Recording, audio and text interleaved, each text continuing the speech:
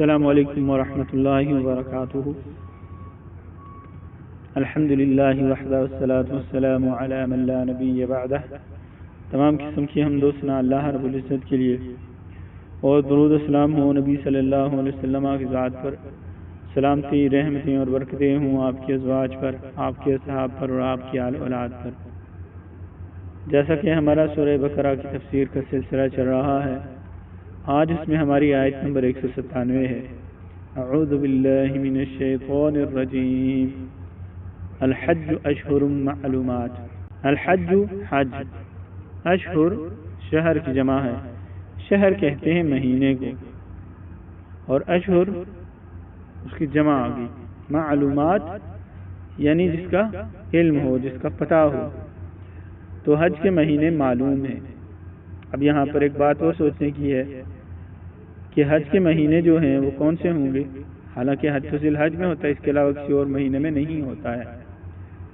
تو اصل میں آپ جانتے ہیں کہ عمرہ جو ہے وہ سال میں کبھی بھی کیا جا سکتا ہے، کسی بھی وقت کیا جا سکتا ہے، کسی بھی مہینے میں کیا جا سکتا ہے، لیکن حج جو ہے وہ صرف ذو الحجہ کے جو پہلے 10 دن ہیں ان میں ہوتا ہے، یعنی کہ ایام تشریق 11، 12، 13 تک۔ اس کے بعد حج کا مہینہ جو ہے وہ ختم ہو جاتا ہے، اگلے سال جا کے حج کیا جاتا ہے۔ لیکن اللہ فرماتا ہے کہ حج کے مہینے معلوم ہیں۔ یہ اس لیے ہے کہ پہلے آپ کو پتا ہے کہ لوگ جو ہے وہ دور دراز سے سفر کر کے آتے تھے، اور ذرائع آمد و رفت ایسے تھے کہ جو بہت سست ہوتے تھے، جیسے اونٹ ہو گئے ہیں، گدھے ہو گئے ہیں، یا گھوڑے وغیرہ ہو گئے ہیں، تو لوگوں کو دور دراز سے آنے میں مہینوں لگ جاتے تھے۔ تو اللہ رب العزت نے انسانوں کی آسانی کے لیے کیا کہ مہینے مقرر کر دیے حج کے، کہ ان مہینوں کے اندر آپ جو ہے وہ حج کا احرام باندھ سکتے ہیں۔ سیدنا ابن عباس رضی اللہ تعالیٰ عنہ بیان فرماتے ہیں، صحیح بخاری 1572 نمبر روایت ہے، وہ بیان فرماتے ہیں کہ حج کے جو مہینے ہیں وہ 3 ہیں، شوال ہے، ذوالقعدہ ہے اور ذوالحجہ ہے۔ اور اسی طرح 1560 نمبر روایت کے اندر سیدنا ابن عمر رضی اللہ تعالیٰ عنہ بیان فرماتے ہیں کہ حج کے مہینے 3 ہیں، شوال، ذوالقعدہ اور اسی طرح ذوالحجہ کے 10 دن، پہلے 10 دن، کیونکہ 10 تاریخ کو آپ کو پتہ ہے حج ہو جاتا ہے۔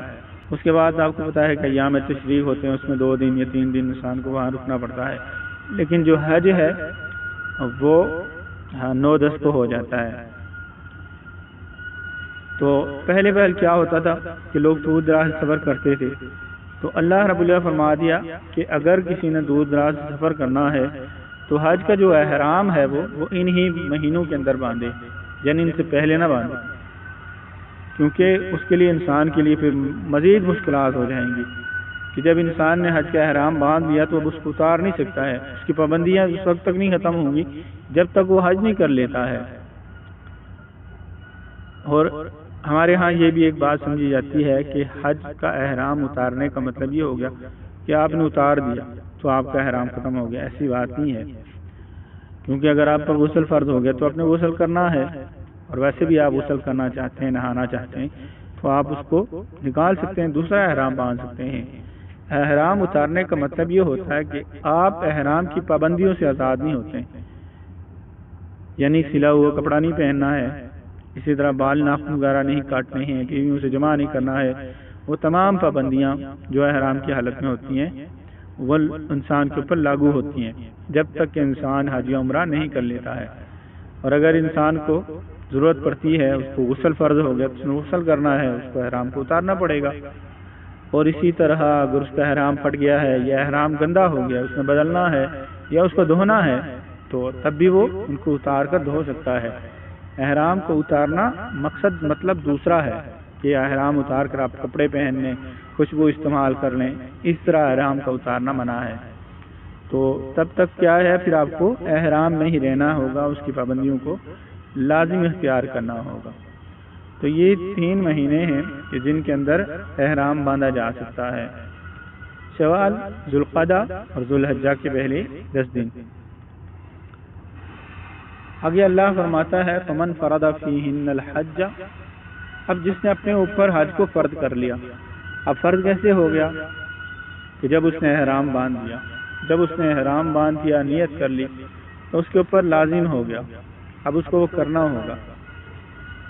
فلا رفث ولا فسوق، رفث کہتے ہیں جو انسان کے اندر شہوانی خواہش ہوتی ہے، جس طرح انسان کو ایک شہوت ہوتی ہے، جماع کی خواہش ہوتی ہے، تو اللہ فرماتا ہے اس کے لیے اب یہ جائز نہیں ہے، حتیٰ کہ جو اس کے ازواج یعنی کہ جو اس کی بیوی ہوگی اس سے بھی اس کے لیے اس کا بوس و کنار کرنا یا اس سے جماع کرنا یہ جائز نہیں ہے، یہ منع ہو جاتا ہے۔ ولا فسوق، فسق سے ہے، فسوق کہتے ہیں گناہ کو، کوئی بھی گناہ کا کام جو ہے وہ اس کی بھی اجازت نہیں ہے، ویسے بھی اجازت نہیں ہے لیکن اس میں زیادہ پابندی ہے۔ ولا جدال، اور نہ ہی لڑائی جھگڑے کی اجازت ہے۔ فی الحج، حج میں تو ان چیزوں سے منع کیا گیا ہے۔ اور اسی طرح 196 نمبر کی تفسیر میں نے بیان کیا تھا، اللہ کے نبی علیہ السلام نے فرمایا کہ جس شخص نے حج کیا اور اس شان کے ساتھ حج کیا، نہ اس نے فسوق کیا نہ اس نے رفث کیا، یعنی کہ نہ اس نے لڑائی جھگڑا کیا، نہ ہی ایسا کوئی گناہ کیا، نہ ہی کوئی ایسی گفتگو گندی کی، نہ فحش گفتگو کی، تو وہ جب لوٹتا ہے تو اس طرح لوٹتا ہے جس دن اس کی ماں نے اس کو جنا تھا، یعنی بالکل ہی گناہوں سے پاک ہو کر وہ جاتا ہے۔ تو ان چیزوں کی اللہ رب العزت نے ممانعت کی ہے۔ وما تفعل من خیر یعلمہ اللہ، اللہ فرماتا ہے تم نیکی کا کوئی کام بھی نہیں کرتے مگر اللہ رب العزت اس کو جانتا ہے۔ آگے اللہ رب العزت فرماتا ہے وتزودوا، اور زاد راہ اختیار کرو۔ زاد راہ سے مراد وہ ضرورت کے سامان ہے کہ جو آپ کو دوران سفر ضرورت پڑتا ہے، جیسے آپ کا لباس ہے، آپ کا کھانا پینا ہے، آپ کے پاس روپیہ پیسہ ہو کہ جس کی آپ کو ضرورت پڑتی ہے، کیونکہ اللہ رب العزت نے جو حج فرض کیا ہے وہ اس پر کیا ہے کہ جو اس کے راستے میں آنے کی استطاعت رکھتا ہو، من استطاع الیہ سبیلا، کہ جو اللہ کے راستے میں آنے کی استطاعت رکھتا ہو، مالی طور پر بھی جسمانی طور پر بھی، کہ وہ حج کو ادا کر سکے، تو حج اس پر فرض ہے۔ تو اللہ فرماتا ہے کہ وتزودوا، زاد راہ اختیار کرو۔ اس حوالے سے صحیح بخاری کے اندر 1523 نمبر حدیث ہے، سیدنا ابن عباس رضی اللہ تعالیٰ عنہ بیان فرماتے ہیں کہ اہل یمن جو ہے وہ حج کے لیے آتے تو اپنے ساتھ کچھ بھی نہیں لاتے تھے اور کہتے کہ ہم توکل والے ہیں، اللہ کی ذات پہ توکل کرنے والے ہیں۔ تو جب مکہ میں پہنچتے تو ان کے پاس کچھ نہیں رہتا اور بھیک مانگنا شروع کر دیتے، تو اس پر یہ آیت نازل ہوئی ہے۔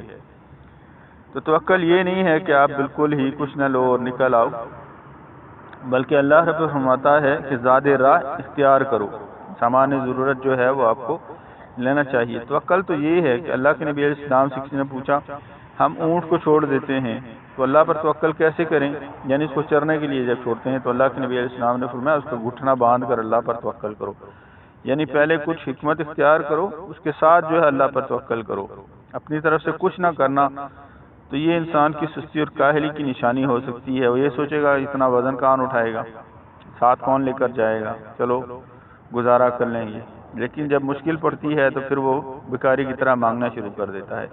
تو اللہ نے کیا فرمایا وتزودوا، اللہ سب سے بہترین راہ دکھانے والا ہے۔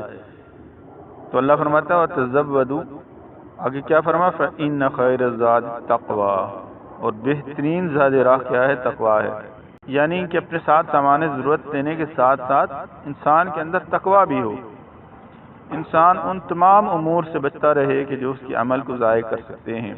جس طرح کہ آج کل تو لوگ جو ہے وہ لائیو جو ہے وہ دکھا رہے ہوتے ہیں، انسانوں کو ڈرنا چاہیے، بار بار جو ہے اپنی سیلفیاں بناتے ہیں، پھر فیس بک پر مختلف سوشل میڈیا اکاؤنٹس پر ڈال رہے ہوتے ہیں، اس سے کیا فائدہ ہوگا آپ کو؟ یعنی اگر آپ کسی کو مکہ مدینہ دکھانا چاہتے ہیں تو اور بات ہے، لیکن اس میں آپ اپنی ذات کی تشہیر کر رہے ہوتے ہیں، پھر کعبہ کے سامنے جو ہے وہ مرد عورت نے ہاتھ پکڑا ہوتا ہے اور اس طرح کی شعر و شاعری کی ہوتی ہے، ان کا مقصد کوئی نہیں ہے، بلکہ یہ ایسے اعمال ہیں کہ جن کی وجہ سے آپ ریاکاری اور دکھاوے کے اندر آ کر اپنا عمل کو ضائع کر سکتے ہیں۔ اور اسی طرح لڑائی جھگڑا ان چیزوں سے بچنا چاہیے۔ اللہ فرماتا ہے کہ بہترین زاد راہ کیا ہے، تقوی ہے، اللہ سے ڈر ہے، کہ انسان اللہ کا ڈر رکھے۔ اور آگے فرمایا واتقونی یا اولی الالباب، اور مجھ سے ڈرو اے عقل والو، اے سمجھدارو۔ تو سمجھداروں کی نشانی کیا ہے کہ وہ اللہ سے ڈرنے والے ہوتے ہیں۔ آگے آیت نمبر 198 ہے، اللہ فرماتا ہے لیس علیکم جناح ان تبتغوا فضلا من ربکم نہیں ہے تمہیں گناہ کہ تم اپنے رب کا فضل تلاش کرو۔ یعنی اس سے کیا ہے کہ کوئی تجارت کرنا، کوئی کام وغیرہ کرنا، اگر آپ کے پاس کوئی سامان ہے، اگر آپ اس کو فروخت کرنا چاہتے ہیں تو دوران حج بھی اس کو فروخت کرنے کا کوئی گناہ نہیں ہے۔ اصل میں پہل جو تھا، سیدنا ابن عباس رضی اللہ تعالیٰ بیان فرماتے ہیں، صحیح بخاری کے اندر 4519 نمبر حدیث ہے، وہ بیان فرماتے ہیں کہ عقاز، مجنہ اور ذوالمجاز جاہلیت میں یہ عرب کے بازار ہوتے تھے، اور دوران حج جو ہے وہ لگا کرتے تھے۔ اس وقت جو حج کرتے تھے اہل مکہ یا مشرکین مکہ، تو یہ بازار لگا کرتے تھے۔ تو اب مسلمان جو ہیں انہوں نے حج کے دنوں میں وہاں تجارت کرنے کو گناہ سمجھا، یعنی اب وہ بازار پھر بھی لگتے تھے مسلمان ہونے کے بعد بھی، تو مسلمانوں نے سمجھا کہ وہاں پر خرید و فروخت کرنا جو ہے یا تجارت کرنا گناہ ہے۔ تو اللہ رب العزت نے یہ آیت نازل فرمائی کہ دوران حج اگر تم تجارت کرتے ہو، خرید و فروخت کرتے ہو، تو اس میں کوئی گناہ والی بات نہیں ہے۔ آگے اللہ فرماتا ہے فَإِذَا أَفَضْتُم مِّنْ عَرَفَاتٍ فَاذْكُرُوا اللَّهَ عِندَ الْمَشْعَرِ الْحَرَامِ۔ فَإِذَا أَفَضْتُم، پھر تم جب لوٹو، من عرفات، عرفات سے۔ مشعر حرام جو ہے وہ ایک پہاڑ ہے، اور اس کے حرام اس لیے کہا گیا ہے کہ وہ حدود حرم کے اندر آتا ہے۔ تو اس میں مزدلفہ والی رات جو ہے وہ اس کے قریب میں قیام کیا جاتا ہے۔ 8 تاریخ کو جو ہے جب آپ احرام باندھتے ہیں، احرام باندھ کر آپ کو مینا جانا ہوتا ہے۔ مینا میں پھر آپ نے ظہر وہاں پر پڑھنی ہے، عصر پڑھنی ہے، مغرب پڑھنی ہے، عشاء پڑھنی ہے، اور رات میں ہی مینا میں گزارنی ہے۔ پھر 9 تاریخ کو صبح فجر پڑھ کے آپ وہاں سے نکلتے ہیں، اور مزدلفہ سے ہوتے ہوئے آپ عرفات کے میدان میں پہنچتے ہیں 9 تاریخ کو۔ اب وہاں پر آپ نے ٹھہرنا ہے، پھر وہاں پر جو ہے وہ ظہر کی نماز پڑھی جاتی ہے اور عصر کی نماز پڑھی جاتی ہے، اور پھر جو ہے وہ خطبہ دیا جاتا ہے، حج کا خطبہ دیا جاتا ہے، دعا کی جاتی ہے۔ اور جو عرفات کے اندر ٹھہرنا ہے، اللہ کے نبی علیہ السلام نے اس کو حج قرار دیا ہے۔ یہ افضل عمل ہے، حج کا رکن جو ہے سب سے افضل عمل یہ ہے کہ آپ عرفات میں ٹھہرتے ہیں، وہاں پر دعا کرتے ہیں، اور اس دن جو دعا ہے وہ سب سے زیادہ قبولیت کا درجہ رکھتی ہے۔ اللہ کے نبی علیہ السلام نے فرمایا مجھ سے پہلے جتنے بھی انبیاء نے دعا کی وہ یہ دعا کی لا الہ الا اللہ وحدہ لا شریک لہ لہ الملک ولہ الحمد وہو علی کل شیء قدیر۔ یہ کلمات تمام انبیاء نے کہی، اللہ کے نبی علیہ السلام نے ہی ان کلمات کو اختیار کیا۔ اس کے علاوہ انسان اپنی جتنی بھی دعائیں ہیں وہ کر سکتا ہے۔ پھر جب آپ مغرب کی اذان ہوتی ہے تو مغرب کی اذان کو وہاں سے نکلتے ہیں۔ اس حوالے سے جو حدیث آتی ہے عبد الرحمن بن یعمر رضی اللہ تعالیٰ بیان فرماتے ہیں کہ رسول اللہ صلی اللہ علیہ وسلم نے فرمایا حج عرفات میں وقوف ہی ہے، یعنی وہاں پر ٹھہرنا ہی ہے۔ جس نے مزدلفہ والی رات میں عرفات کا وقوف کیا، یعنی فجر طلوع ہونے سے پہلے پا لیا، تو اس نے حج کو پا لیا۔ یعنی اگر کوئی شخص لیٹ ہو جاتا ہے اور وہ صرف اگر کوئی شخص لیٹ ہو گیا اور وہ رات فجر سے پہلے وہ وہاں سے عرفات سے چکر لگا کے آ جاتا ہے تو اس نے اپنے حج کو پا لیا۔ ترمذی شریف کے اندر یہ حدیث 2975 نمبر حدیث ہے، اور ابو داؤد کے اندر 1950 نمبر حدیث ہے۔ پھر آگے کیا فرمایا اللہ رب العزت نے فَاذْكُرُوا اللَّهَ عِندَ الْمَشْعَرِ الْحَرَامِ، پھر تم مشعر حرام کے پاس کیا کرو، اللہ کا ذکر کرو۔ آگے اللہ رب العزت فرماتا ہے وَاذْكُرُوهُ كَمَا هَدَاكُمْ وَإِن كُنتُم مِّن قَبْلِهِ لَمِنَ الضَّالِّينَ۔ اللہ فرماتا ہے اور اس کا ذکر کرو جیسا کہ اس نے تمہیں ہدایت دی اور اس سے پہلے تم گمراہوں میں سے تھے۔ یعنی جو صحابہ رضوان اللہ علیہم اجمعین جو تھے، یعنی جو صحابہ تھے اسلام سے قبل کیا تھے، وہ بھی مشرکین مکہ میں سے تھے، لیکن اللہ رب العزت نے ان کو ہدایت دی اور ان کو صراط مستقیم پر چلایا، ایمان ان کے دل کے اندر جو ہے مضبوط کر دیا۔ تو کسی انسان کی یہ بہت بڑی خوش نصیبی ہوتی ہے کہ اس کو اللہ رب العزت تاریکیوں سے نکال کر روشنی میں لے آئے، ہدایت پہ لے آئے، اور اس کے دل کے اندر اللہ ایمان کو، اسلام کو بسا دے اور اس پر اس کو قائم کر دے، اور وہ شخص جو ہے وہ جہنم کے راستے پہ چلنے والا وہ جنت کے راستے پہ چلنے لگتا ہے، اور وہ جہنم سے بچ گیا اور جنت میں داخل ہو گیا۔ اللہ رب العزت ایک اور مقام پر فرماتا ہے فمن زحزح عن النار وادخل الجنہ فقد فاز، کہ جو شخص آگ سے بچا لیا گیا اور جنت میں داخل کر دیا گیا بس وہ کامیاب ہے۔ تو اللہ رب العزت نے صحابہ کو ہدایت دی، ان کو دین کی سمجھ دی، ان کو دین کے اوپر چلنا آسان کر دیا۔ تو اللہ فرماتا ہے اس نعمت پر، اتنی بڑی جو ہے کامیابی جو تم کو ملی ہے، اس پر اللہ کا ذکر کرو۔ گو کہ اس سے پہلے جو تھے تم بھی نافرمانوں میں سے تھے، تم بھی گمراہوں میں سے تھے، تم کو ہدایت نہیں تھی۔ تو یہ اللہ کا بہت بڑا صحابہ رضوان اللہ علیہ مجمعین پر اور اللہ رب العزت کا ہم جیسے گناہگاروں پر بھی احسان ہے کہ اللہ نے ہمیں دین اسلام سے نوازا ہے، دین اسلام کی سمجھ دی ہے۔ اللہ رب العزت ہمیں دین اسلام پر صحیح معنوں میں عمل کرنے والا بنا دے۔ آگے آیت نمبر 199 ہے ثم افیدوا من حیث افاد الناس واستغفروا اللہ ان اللہ غفور رحیم، پھر تم لوٹ کر آؤ جہاں سے لوگ لوٹ کر آتے ہیں اور اللہ سے بخشش مانگو، بے شک اللہ بخشنے والا نہایت رحم والا ہے۔ کہاں سے لوٹ کے آنے کے حوالے سے بات ہو رہی ہے، اس حوالے سے صحیح بخاری کے اندر حدیث ہے 4520، سیدہ عائشہ صدیقہ ام المومنین رضی اللہ تعالیٰ عنہ بیان فرماتی ہیں کہ قریش اور ان کے طریقے کی پیروی کرنے والی عرب حج کے لیے مزدلفہ میں ہی وقوف کیا کرتے تھے، اس کا نام انہوں نے حمص رکھا تھا، اور باقی عرب جو ہے وہ عرفات کے میدان میں وقوف کرتے تھے۔ پھر جب اسلام آیا تو اللہ تعالیٰ نے اپنے نبی کو حکم دیا کہ آپ عرفات میں آئیں اور وہیں وقوف کریں اور پھر وہاں سے مزدلفہ آئیں۔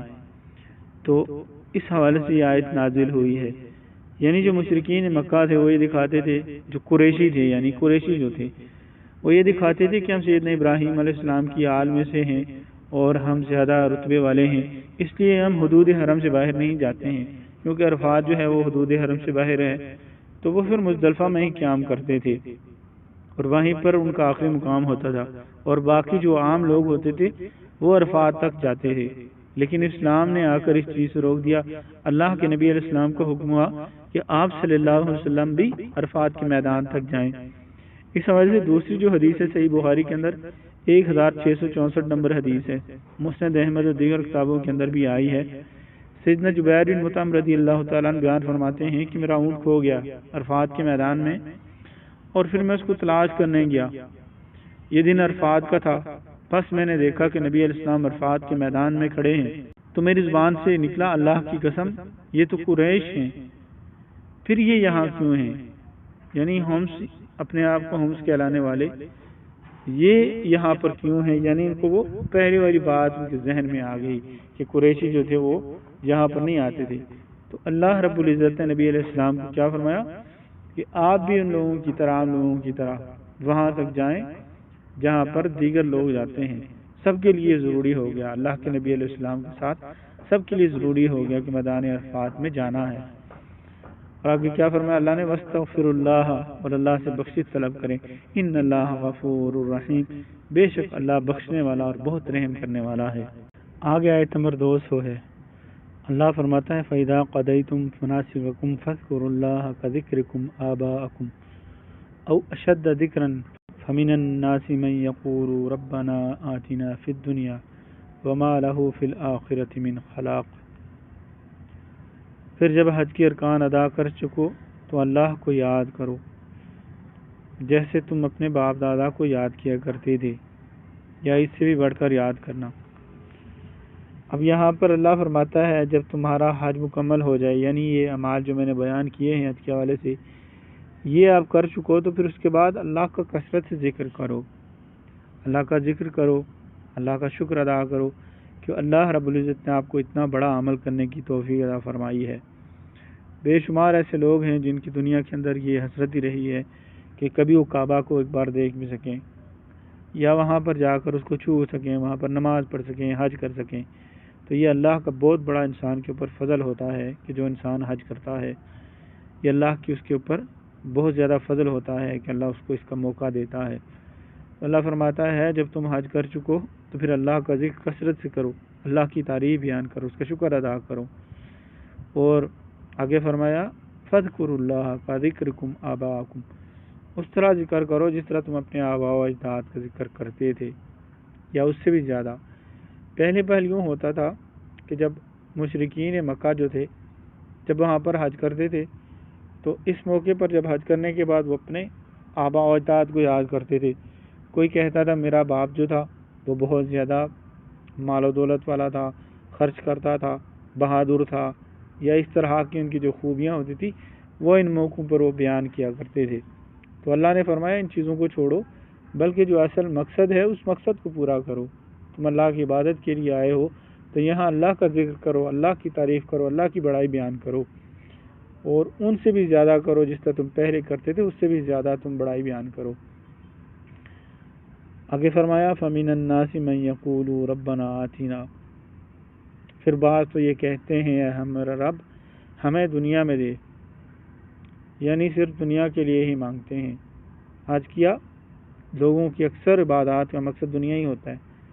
بہت سارے ذکر اذکار لوگ پوچھتے ہیں, وظیفے پوچھتے ہیں, ہمارے گھر کے اندر مال دولت زیادہ آنا شروع ہو جائے, رہائش اچھی ہو جائے, مال و دولت اچھا ہو جائے.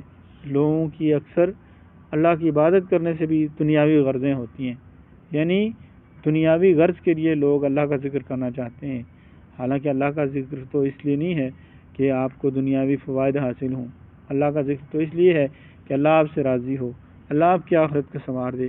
نبی علیہ السلام جو ہیں وہ کثرت سے اللہ کا ذکر کرتے تھے, لیکن کبھی آپ نے نبی علیہ السلام کو دنیا کا لالچ دیکھا ہے آپ نے ان کے اندر, یا اللہ کے نبی علیہ السلام نے دنیا کا کوئی مال جمع کیا؟ اللہ کے نبی علیہ السلام تو بیان فرماتے ہیں کہ اگر میرے پاس سونے کی اینٹیں بھی آتی ہیں تو میری یہ خواہش ہوتی ہے کہ میں جلد سے جلد ان کو اللہ کی راہ کے اندر تقسیم کر دوں. یعنی اللہ کے نبی علیہ السلام کی دنیا کے مال کے حوالے سے یہ خواہش ہوتی تھی. اور آج جو ہے وہ لوگ وظیفے پوچھتے ہیں, ذکر پوچھتے ہیں, طریقہ پوچھتے ہیں کہ اس طرح دعا کی جائے کہ ہماری دنیا آسان ہو جائے, دنیا کے اندر آسانیاں ہو جائیں, مال و دولت ہو جائے. اللہ کے نبی علیہ السلام کی زندگی تو ایسی تھی کہ ایک مرتبہ بان کے اوپر لیٹے ہوئے تھے, یعنی بان کی جو چارپائی ہے اس کے اوپر لیٹے ہوئے تھے, اور جسم کے اوپر نشان پڑ گئے, اور سیدنا عمر رضی اللہ تعالیٰ عنہ آپ کو دیکھ کر رونا شروع ہو گئے کہ اللہ کے نبی آپ دونوں جہاں کے سردار ہیں اور آپ کا یہ حال ہے, غربت سے آپ کی یہ حالت ہے. تو اللہ کے نبی علیہ السلام نے کبھی دنیا اللہ سے نہیں مانگی ہے بلکہ آخرت کو ہی مانگا ہے. تو کیا فرمایا, بعض لوگ ایسے ہیں جو یہی کہتے ہیں کہ اللہ ہمیں دنیا دے دے, اور آخرت میں پھر ان کے لیے کوئی حصہ نہیں ہے, دنیا ہی مانگتے ہیں. اور آگے اللہ رب فرماتا ہے وَمِنْهُمْ مَنْ يَقُولُ رَبَّنَا آتِنَا فِي الدُّنْيَا حَسَنَةً وَفِي الْآخِرَةِ حَسَنَةً وَقِنَا عَذَابَ النَّارِ. اور بعض یہ کہتے ہیں اے ہمارے رب ہمیں دنیا بھی نیکی اور آخرت میں بھی نیکی دے, یعنی دنیا بھی ہماری بھلی کر دے اور آخرت بھی بھلی کر دے, اور ہمیں دوزخ کے عذاب سے بچا. اولئک لہم نصیب مما کسبوا واللہ سریع الحساب. یہی وہ لوگ ہیں جنہیں ان کی کمائی کا حصہ ملتا ہے اور اللہ جلد حساب لینے والا ہے. یعنی اللہ رب العزت نے یہ دو دعا سکھائی ہے. یہ دعا جو ہے وہ اصل ہے, عقل والے لوگ یہ دعا کرتے ہیں کہ وہ دنیا کی بھلائی مانگتے ہیں اور آخرت کی بھی بھلائی مانگتے ہیں. اسی طرح اللہ کے نبی علیہ السلام ایک صحابی کے پاس گئے تھے. اللہ کے نبی علیہ السلام نے دیکھا کہ وہ سوکر یعنی تنکے کی طرح ہو گئے, باریک ہو گئے. اللہ کے نبی علیہ السلام نے پوچھا کیا تم کوئی ایسی دعا تو نہیں کرتے ہو؟ انہوں نے کہا جی ہاں, میں اللہ سے دعا کرتا ہوں کہ اللہ رب العزت نے دنیا میں جو مجھے تکلیف دینی ہے دے دی, آخرت میں مجھے بچا لے. اللہ کا عذاب تو دنیا بھی کوئی انسان نہیں برداشت کر سکتا ہے. اللہ کے نبی علیہ السلام نے فرمایا تم اس سے بہتر ہے یہ دعا کرو. وہ دعا کون سی ہے؟ ربنا آتنا فی الدنیا حسنۃ وفی الآخرۃ حسنۃ وقنا عذاب النار, کہ اللہ ہمیں دنیا کے اندر بھی بھلائی عطا فرما اور آخرت میں بھی ہمیں بھلائی عطا فرما اور ہمیں آگ کے عذاب سے بچا لے.